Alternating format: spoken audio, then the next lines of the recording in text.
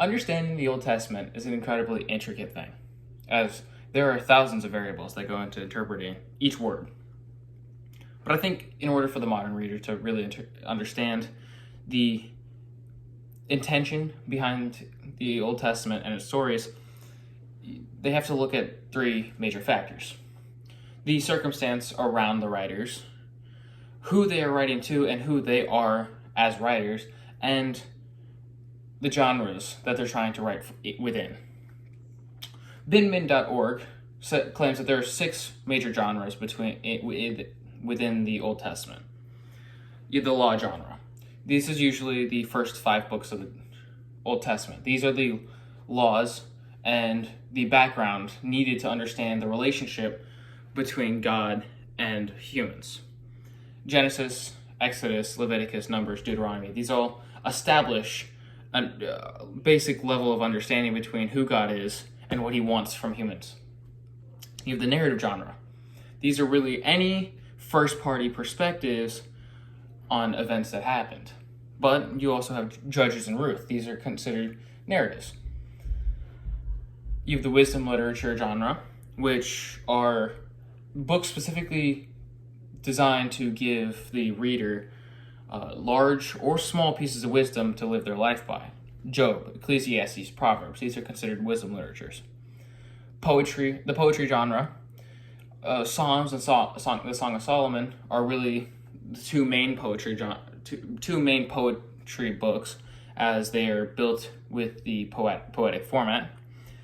The prophetic genre, as this is the minor and major prophets, Isaiah through Malachi, any people who are given direct revelation by God.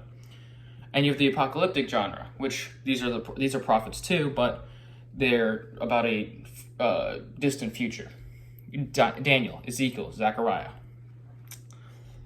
Understanding the genre is a very critical piece in knowing the intent behind the Old Testament, but also understanding the covenants God made with his people. A covenant, as defined by BibleDictionary.com, is a contract or agreement between two parties. And there are 4 major times that, according to Dr. Tim Mackey from the Bible Project, that God makes a covenant with his people.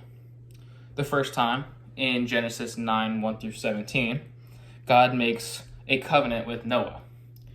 He tells him what foods are clean to eat, and that he should multiply and make many humans, and that he will never flood the earth again. Then again in Genesis 17, 1 through 8, God makes the Abrahamic covenant. This is God's promise to Abraham that he will be the head of a great nation and that God will bless the rest of the world through him. Then Exodus 19 through 20 and Deuteronomy 29 through 30 is a covenant between God and Israel. These are the laws that God provides Israel that they need to follow, specifically the 10 Commandments, in order for them to fully fulfill their relationship with him and show that they're doing what he asks them. 2 Samuel 7, 12 through 14 is the final and 4th covenant. It's the Davidic covenant. This is God telling David that he will bless the entire world through one of David's descendants. And the last piece to understanding the Old Testament is the circumstance around the writer. Obviously, the circumstance will change as the writings of the Old Testament take place over roughly 4,000 years, and everything around them, including everything around the Israelites, changed, and the Israelites themselves changed. So, but a basic thread of understanding is that the other countries didn't have a relationship with their gods like the Israelites had with Yahweh. The Israelites and Yahweh was more of a personal husband and wife relationship. They both complemented each other and they both needed each other. Yet the other countries didn't have this kind of relationship with their gods. Their gods did what would please them, and the people suffered the repercussions according to their theologies.